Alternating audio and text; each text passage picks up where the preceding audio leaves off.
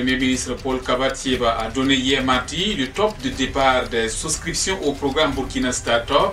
Ce programme d'un coût estimé à 10 milliards de francs CFA va contribuer à la création de 100 petites et moyennes entreprises innovantes et viables par an. En finir avec l'insécurité alimentaire et nutritionnelle dans 42 communes du Burkina, c'est l'objectif visé par un programme de renforcement de la résilience des communautés vulnérables à l'insécurité alimentaire et nutritionnelle lancé hier à Ouagadougou. En fin d'édition, nous irons à Goué, dans la commune de Lumbila, où l'association Appui aux initiatives de développement dans l'équité au Burkina a rendu les résultats de ses activités d'alphabétisation le vendredi 30 juin dernier. Mesdames et messieurs, voilà pour le sommet du journal de ce mercredi 12 juillet 2017 sur la radio B24. Bonjour et merci de nous suivre. L'ambassadeur de la République fédérale d'Allemagne au Burkina Faso, Dietrich Fritz Reinhold Pohl, après avoir passé 3 ans au pays des hommes intègres, est en fin de mission. Il a été reçu hier mardi en audience à Kosiam par le président du Faso, Roch-Marc Christian Kaboré. Avec le président du Faso, le diplomate allemand a passé en revue le bilan de la coopération entre le Burkina Faso et la République fédérale d'Allemagne. Ce sont 3 années chargées d'événements souvent inattendus et compliqués, mais aussi pleins d'actes positifs, signe de la capacité énorme de la société burkinabé à trouver des solutions pacifiques aux problèmes, a déclaré l'ambassadeur allemand. Impressionné par le progrès démocratique du Burkina selon ses propres termes, le diplomate allemand a annoncé de belles perspectives de coopération. Un accord entre l'Allemagne et le Burkina sera bientôt conclu pour les 3 ans à venir pour un montant de 70 milliards de francs CFA dans le cadre de la coopération au développement, a-t-il rassuré. L'ambassadeur Dietrich Fritz Reinhold Pohl quitte le pays des hommes intègres pour Moscou en qualité de consul général à la représentation diplomatique allemande en Russie. Le gouvernement burkinabé et ses partenaires au développement ont procédé hier mardi à Ouagadougou au lancement officiel du programme de renforcement de la résilience des communautés vulnérables à l'insécurité alimentaire et nutritionnelle dans les zones septentrionales du Burkina Faso. Le programme subventionné par l'Union européenne d'un coût d'environ 20 milliards de francs CFA sera mis en œuvre notamment par 5 consortia d'ONG et entend apporter une solution durable à l'insécurité alimentaire et nutritionnelle dans 42 communes du Burkina Faso. Durant 36 mois, des actions seront menées entre autres dans les domaines de la sécurité alimentaire, l'appui aux jeunes et enfants, l'accès à la santé, l'accès à l'eau potable, la promotion des activités génératrices de revenus. On en sait davantage avec le chef de la délégation de l'Union européenne au Burkina, Jean Lamy, des propos recueillis par Noufou Kindo. Le programme se résume en quelques chiffres. C'est 5 consortia d'ONG qui regroupent environ une quarantaine d'organisations de la société civile du Burkina Faso et aussi d'ONG nationales et internationales qui vont permettre de mener des actions au plus près des populations, dans des zones où les populations sont vulnérables, dans 42 communes qui sont réparties dans les provinces de 4 régions du Burkina Faso.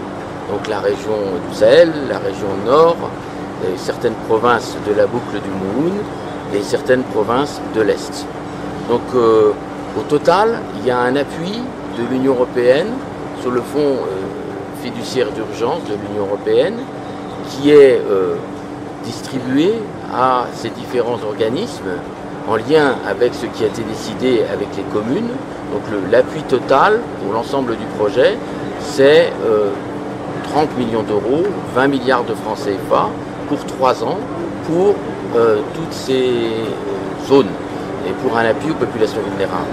Alors les actions correspondent à celles qui sont définies dans différents documents cadres du Burkina Faso, notamment concernant la sécurité alimentaire, l'appui aux jeunes enfants, l'accès à la santé, l'accès à l'eau, la promotion des activités génératrices de revenus, bref, tout ce qui fait la sortie de l'urgence, si je puis dire, pour enclencher des processus de développement dans des zones qui sont éloignées de la capitale, éloignées des centres urbains et où les populations ont énormément de besoins. C'est ce qu'on appelle la résilience. Je vous le disais en titre, le Premier ministre Paul Kabatieba a procédé hier mardi à Ouagadougou au lancement du programme Burkina Startup initié par le ministère burkinabé en charge des finances à travers le Fonds burkinabé de développement économique et social. L'objectif de ce programme est de favoriser la naissance et l'émergence de petites et moyennes entreprises structurantes et innovantes à travers un mécanisme nouveau de financement adapté à l'auto-emploi. Ce programme est destiné aux jeunes présentant une idée originale de projet, un projet innovant ou une start-up de moins de 5 ans et à la recherche de fonds pour les accompagner dans leur croissance. Ils ont 15 jours pour s'inscrire sur la plateforme mise en place à cet effet. C'est à hauteur de 10 milliards de francs CFA sur une période de 5 ans que ce programme dont le but est de développer un modèle qui permet d'assurer la pérennité des entreprises est financé par le Fonds burkinabé de développement économique et social. Burkina Startup, de l'avis du chef du gouvernement, est une réponse efficace et pérenne aux besoins de l'emploi des jeunes. Il a signifié qu'il va contribuer à la création de 100 petites et moyennes entreprises innovantes et viables par an et à la création de 10 000 emplois directs. Dernier élément de ce journal, l'association Appui aux initiatives de développement dans l'équité au Burkina a rendu les résultats de ses activités d'alphabétisation le vendredi 30 juin dernier à Goué, village situé dans la commune de Lumbila. Une journée bilan au cours de laquelle les apprenants ont fait des témoignages. L'association, à travers ses activités, a développé une nouvelle approche avec ses apprenants, celle de régler les conflits sans violence. Retour sur l'événement avec notre correspondant à Zignaré, Séverin Hamza Kaboré.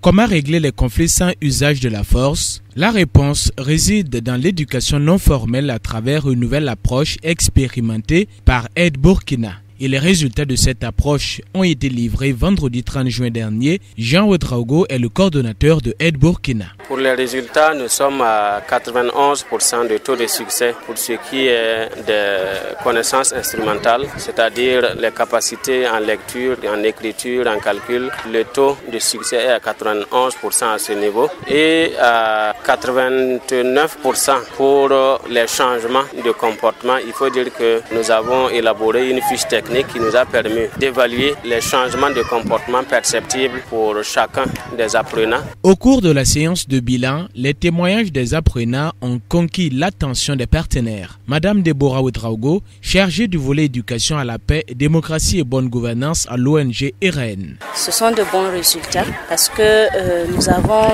durant tout le processus, suivi les séances d'éducation. Nous avons eu l'opportunité de voir comment les apprenants arrivent à assimiler cette nouvelle innovation qui est l'intégration de la gestion non violente des conflits dans l'enseignement même de ces nouveaux apprenants. C'était une occasion pour Aide Burkina de présenter son journal Aide Burkina Info Capital, le tout premier numéro. Séverin Hamza Kaboré, de retour de Goué pour Burkina 24. Voilà, mesdames et messieurs, fin de cette session. Merci à vous tous qui l'avez suivi. L'information continue sur notre site internet www.radiob24.com et sur notre page Facebook. À très bientôt pour d'autres sessions d'information. Au revoir.